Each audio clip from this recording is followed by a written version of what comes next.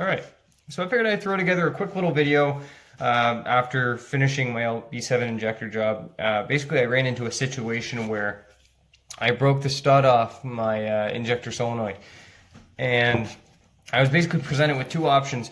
One was to replace the solenoid itself. The other was just to solder it directly to that connector. I wasn't a huge fan of the solder connection just because it would be a permanent fix, and I was afraid that if I ever went back in to redo everything, that it was going to be more of a pain than just replacing the solenoid. So that's what I chose to do. In hindsight, maybe soldering would have been an easier solution, but anyway, we move on. So when you're handling these injectors, you do need to be very careful that you're not contaminating them. Keep your workspace reasonably clean, or very clean, really. In my case, these are all cores. My injectors that I have here are all cores, so they're going to be serviced and rebuilt, I'm sure, another day. But for now, it doesn't matter. But if you're replacing this on your injectors, you need to make sure that there's no dirt going in your inlets. You need to make sure that you do not or damage these, your needle or your nozzle.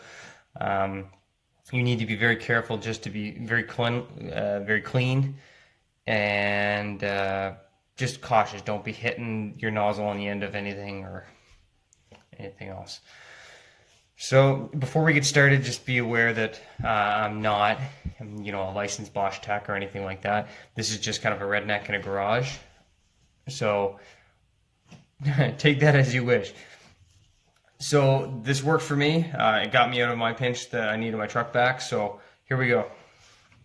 Basically, I broke it loose by using an open-ended wrench and a pair of vice grips, or I think it was like a 21 or 22 mil deep socket. You can break it loose. Once you break it loose, you can twist it off by hand usually. Just so you're aware, there are some small parts in here, so you're going to make sure you have a nice clean workspace and somewhere that you're not going to lose things, some good lighting. Just be very careful and clean. When you first take this cap off, or the solenoid off, underneath there should be a spring and another little washer, and those are the two small parts you need to worry about right now. In here, there's nothing. Nothing comes out, so no worries. This is the first small part you're going to have, and it's not near the smallest. This is the spring, so the spring comes off. That goes there. There's this tiny little washer right here.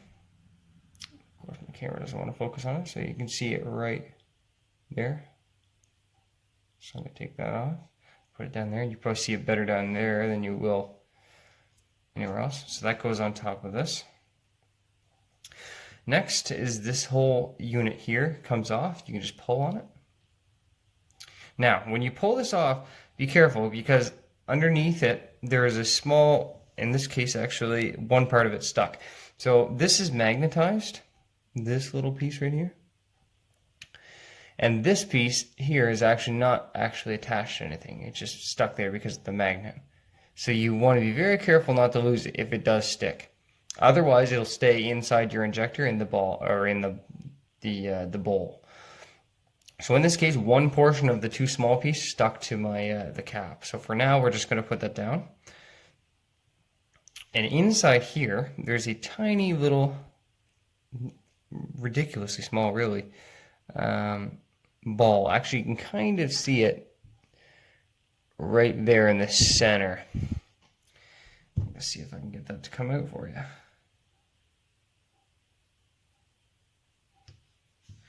Where'd it go?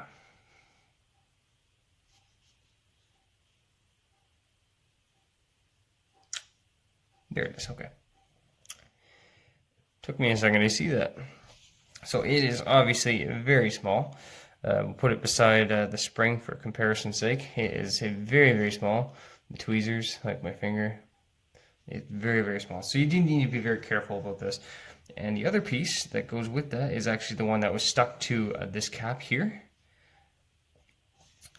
So this is actually going to come off.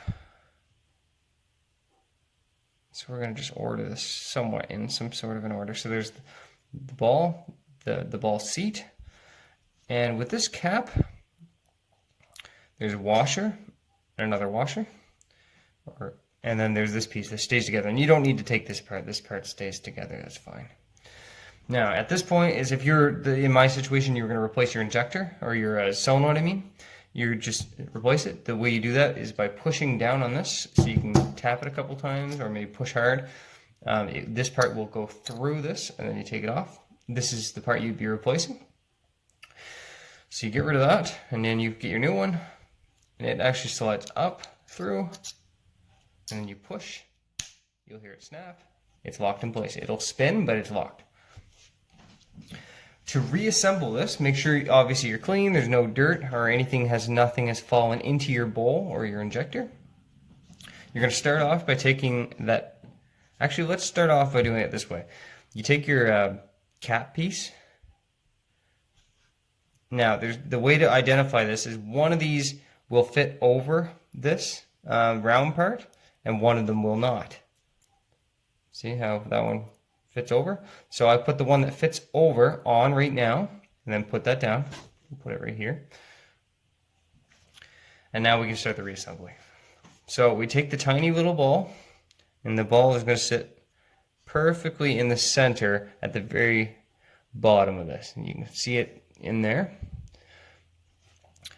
Next, we're going to grab the ball seat. Now there's two sides to this ball seat. There's one that's flat, and there's one that is has got a spot for the ball on it to sit. So make sure you pick the right side. Here we go. So this side here has the opening for the ball. So we're going to put that right on top of that ball. Make sure it sits on it properly. Don't waste or don't hurry doing this. You want to make sure it sits properly, because if it's not, you risk the chance of it breaking in half. Ask me how I know. There we go. So now the bowl thing is, or the ball cap thing is sitting on top of the ball. Next, we're going to take this piece, or I'm lying actually. We're taking the other washer that we didn't use on this, and I just threw it. I want to knock this. My camera's here. So we're going to take this washer and it goes over top of this. Here we go. And then we're going to take this piece with that other washer already on it. And so one side has a washer on this and the other washer is going to be in the bowl. So once that's on, good. Excellent. And then we're going to take our little tiny washer that goes on top of this. Then we place our spring back on it, and we take the solenoid and the body, and you gently slide that over, line it up properly, and then you thread it on. Now there is an actual torque specification for this. I don't have it right on me, but you need to get it close to that. You don't need to have this cinching tight. I don't believe, at least. There is an O-ring in there that you could actually replace while you had this apart.